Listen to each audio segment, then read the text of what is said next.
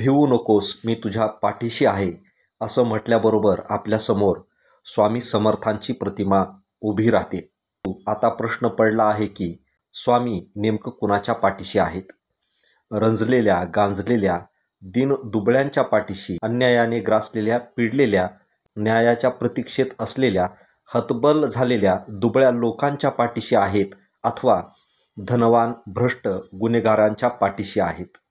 हा प्रश्न आता भक्तांच्या मार्गात शंका कुशंका उत्पन्न करीत आहे.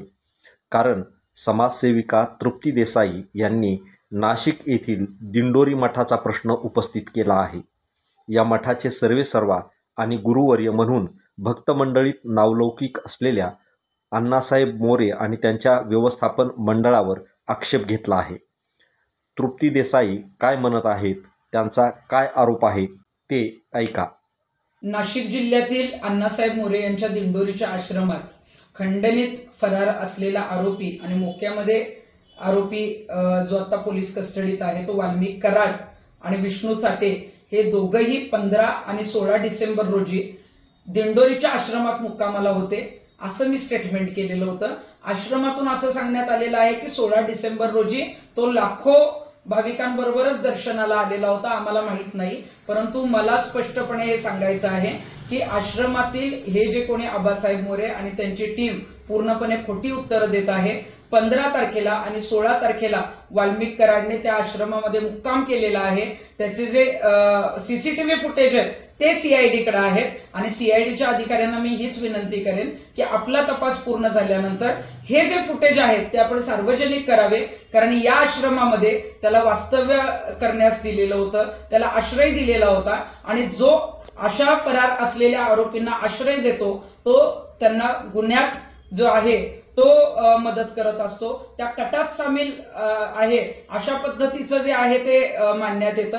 त्यामुळं मोरे कुटुंबीय आणि वाल्मिक कराड त्याची पत्नी यांचे 13 डिसेंबर ते 17 डिसेंबर पर्यंत CDR सुद्धा तपासावेत, त्यांची चौकशी करण्यात यावी आणि आश्रमावर आणि हे जे मोरे आहेत त्यांनी जाणून बुजून त्याला जो आहे तो आश्रय दिलेला होता, त्याला मुक्कामाच ठेवलेलं होतं, हे याच्या संदर्भामध्ये तातडीनं जे आहे ते पोलीस अधिकाऱ्यांनी कारवाई करणं गरजेचं आहे. ते लाखो लोकांमध्ये दर्शनाला जातील का? जर ते लोकांना तिथं दर्शनासाठी दिसले असते तर त्यांनीच पोलिसांना ताब्यात दिलं असतं. आणि आश्रमाचे जे काही प्रवक्ते आहेत ते सांगतायत की आम्ही VIP ट्रीटमेंट दिली नाही, तर हे पूर्णपणे खोटं आहे. वाल्मिक कराड हा आश्रमामध्ये दिंडोरीच्या आश्रमामध्ये 2 दिवस मुक्कामाला होता आणि याचा तपास जो आहे तो सखोलपणे पोलिसांनी करणं गरजेचं आहे आणि गृहमंत्र्यांनी सुद्धा हे प्रकरण दाबलं जाणार नाही याचे आदेश देणं गरजेचं आहे. मित्रहो, देवधर्माची पवित्र स्थाने आता कुकर्माची संरक्षण कवच झाल्याचे चित्र वारंवार पुढे येत आहे.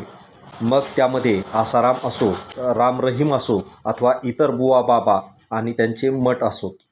थोडक्यात म्हणजे धार्मिक ट्रस्ट, आश्रम आणि मठ हे राज्यकर्त्यांनी सत्ता मिळवण्यासाठी, टिकवण्यासाठी आणि त्यांच्या भक्त मंडळीतून सहानुभूती मिळवण्यासाठी वापर केला इथपर्यंत आपण समजू शकतो. परंतु आता गुन्हेगार लोकांनाच जर मठात आश्रय देऊन लपविले जात असेल आणि लोकांच्या धार्मिक आस्थेचे, भक्तीचे कवच जर अशा लोकांना दिले जात असेल तर त्या श्रद्धेचं, भक्तीचं आणि विश्वासाचं काय? भोळ्या बाबड्या लोकांच्या विश्वासावर हा केवढा मोठा आघात होत आहे. परंतु अलीकडे हे प्रकार जरा जास्तच वाढत आहेत. गावोगावचे मठ आणि त्यातील महंत राजकारण्यांचे हस्तक आणि प्राचारक झाले आहेत. राजकारण्यांसाठी, गुन्हेगारांसाठी जर ही श्रद्धास्थाने बाटवली जात असतील तर ती वैराग्याची, साधनेची आणि भक्तीची घोर विटंबना नाही का? हे सर्व बुवा बाबा मठ लोकांच्या पैशातून विस्तारलेली आहेत. म्हणजे एकीकडे खंडणीखोर, दरोडेखोर यांनी लोकांना लुटायचं आणि दुसरीकडे धार्मिक अधिष्ठानाचं शस्त्र आणि शास्त्र पुढे करून लुटायचं. लोकांची लूटमार, वाटमार, नाकेबंदी अशी दोन्हीकडून ही होत असल्याच्या घटना पुढे येत आहेत. ही नाकेबंदी अज्ञान आणि असहाय्यतेची आहे. ज्या ठिकाणी लोक आत्मिक आधार शोधण्यासाठी, आपला पाठीराखा शोधण्यासाठी लीन होतात, सर्वस्वी अर्पण होतात, त्यांचा पाठीराखा म्हणून या संस्था आपली प्रामाणिक भूमिका बजावतात का? भिवू नका, मी तुमच्या पाठीशी आहे हे ब्रीद कोणासाठी? कष्ट करणाऱ्या, सत्याचं आचरण करणाऱ्या लोकांसाठी आहे की गुन्हे करणाऱ्या, अपहार करणाऱ्या, दहशत मिरवणाऱ्या मुठभर लोकांसाठी आहे, हे स्पष्ट व्हायला हवं. या निमित्तानं एवढंच. धन्यवाद.